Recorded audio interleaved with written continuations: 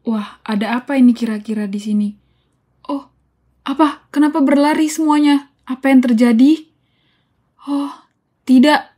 Pohon tumbang. Apakah penyebabnya ini semua?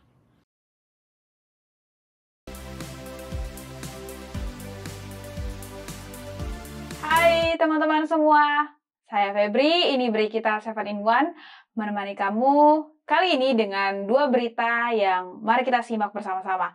Yang pertama adalah tentang Monkey Forest di Ubud, Bali. Apakah kamu pernah ke sana? Ini diliput oleh media asing juga loh di berita. Dan ada dua turis asal dari Prancis dan juga Korea Selatan meninggal dunia akibat tertimbunnya pohon yang roboh.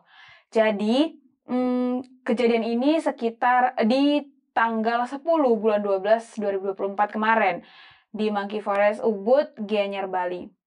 Dan kini objek wisata Monkey Forest ini sedang ditutup karena akibat dari kejadian ini. Jadi kayak sekretaris daerah dan pemerintah di sana itu menutup tempat wisata ini dulu gitu. Dan selain itu, mari kita lihat video seperti apa sih suasana di sana saat tragedi ini terjadi. Inilah kayak detik-detik sebelum kejadian pohon ini roboh.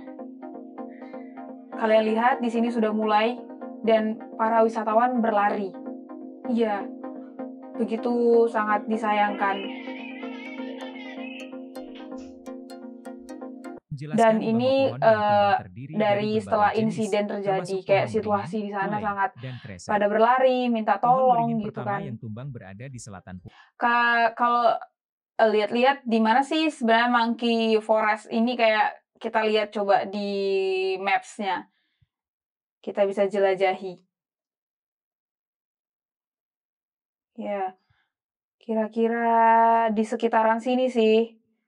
Terus di sebelah sini kayak kita lihat beberapa foto-foto dari para pengunjung yang diupload, kayak ya terlihat banyak sekali monyet-monyet di sana dan juga ada patung-patung monyet nih. Sangat banyak sekali. Dan tempat ini juga adalah salah satu yang paling diminati para pengunjung, baik dari domestik, orang Indonesia maupun orang luar negeri gitu. Dan di sini udah tutup ya, lagi ditutup. Dan coba kita lihat dari pengunjung luar negeri videonya di Monkey Forest. Kira-kira seperti inilah, banyak pohon-pohon besar memang, terus suasananya juga sejuk. Jadi dari info dari yang udah aku research sebelumnya, kayak dia tuh buka hari Senin sampai Jumat. Nah, kira-kira harga tiketnya untuk orang dewasa tuh 80.000, anak-anak 60.000. Terus kalau akhir weekend, kalau di akhir pekan itu harganya berbeda sedikit, kayak orang dewasa jadi 100.000, terus anak-anak jadi 80.000 rupiah untuk per tiket ya. Terus kayak jam operasionalnya juga di sana ya Senin sampai Jumat 9 sampai jam 6 sore sih gitu. Tapi kalau untuk beli tiket hanya dibuka sampai 5 sore. Dan ini salah satu video dari orang Indonesia yang jalan-jalan ke Monkey Ubud. Tuh banyak sekali ya ternyata. Tuh kayak Tuh ada lagi di bawah. pemandangannya juga bagus buat foto-foto, terus bisa jadi sambil ngasih makan monyetnya juga gitu, sambil berbagi. Nah, selain itu kayak karena lagi musim hujan juga kan, kejadiannya Desember. Jadi bulan-bulan ini dari kira-kira Oktober lah gitu, Indonesia sedang mengalami curah hujan kayak musim hujan gitu. Jadi pohon-pohon yang tinggi itu agak rawan. Diusahakan teman-teman atau keluarga untuk menghindari tempat-tempat yang lumayan rawan gitu akan bencana. Karena di Monkey Ubud ini banyak pohon kan, jadi anginnya juga kencang, kayak membuat kayak pohonnya jadi ya yang udah rapuh, yang udah lama jadi tumbang. Terus ya bulan-bulan antara Oktober hingga Maret tuh musim hujan, curah hujannya tinggi. Jadi dari sini tuh kayak ciri-cirinya tuh ada angin kencang, petir, suhu udara meningkat, dan juga tingkat kesuburannya juga meningkat pula. Jadi seperti itulah, kayak kita juga turut berduka cita ya pada korban yang meninggal dunia, turis asing gitu, dan teman-teman yang terluka parah akibat kejadian ini juga semoga cepat sembuh dan cepat pulih kembali. Dan Selanjutnya itu dari Indonesia juga tentang masa depan yang cerah. Apa sih yang dapat dipersiapkan kira-kira? Salah satunya adalah tentang merawat tanah hitam. Tanah hitam, tanahnya berwarna hitam. Ya, memang betul berwarna hitam. Dan dari asal katanya itu adalah Chernozem atau itu berasal dari bahasa Ukraina, artinya tanah hitam. Dan di dalam tanah hitam ini mengandung banyak sekali manfaat yang meningkatkan kualitas tumbuhan tuh. Jadi dia punya sumber yang bagus untuk kesuburan. Karena Indonesia adalah daerah yang tropis, jadi tanah hitam ini mengandung karbon organik di atas 0,6%.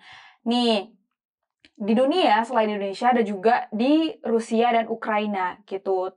Tanah hitam ini disebut sebagai bread basket gitu, kayak of the world loh, dunia, karena negara ini kayak menyuplai bahan pangan dan juga energi gitu, kayak biji-bijian dan juga minyak.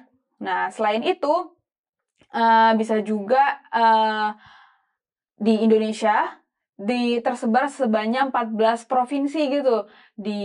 Ada di Sulawesi Tengah, Nusa Tenggara Timur, dan juga Sulawesi Selatan.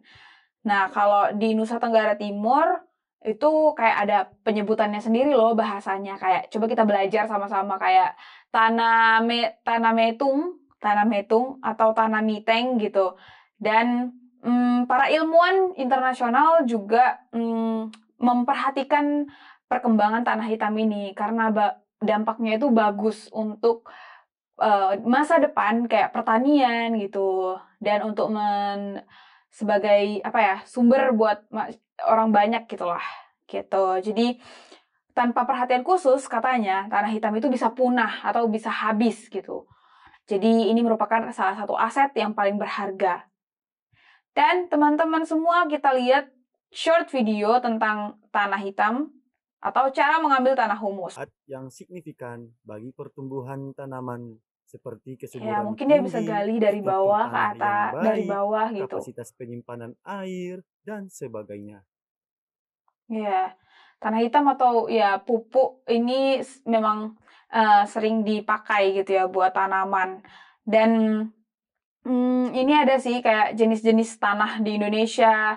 Mungkin kita di sekolah belajar di SMP atau SMA belajar jenis-jenis tanah, pelajaran geografi. Dan yang terakhir yaitu tanah yang berasal dari pelapukan batuan. Oh ya, Ya, hal ini kayak dikarenakan ini ada tanah yang berasal dari tumbuhan, humus dan gambut gitu. Banyak sekali jenisnya. Dan selain ya itu, kita juga lihat sedikit tanah hitam dari video tadi penjelasannya.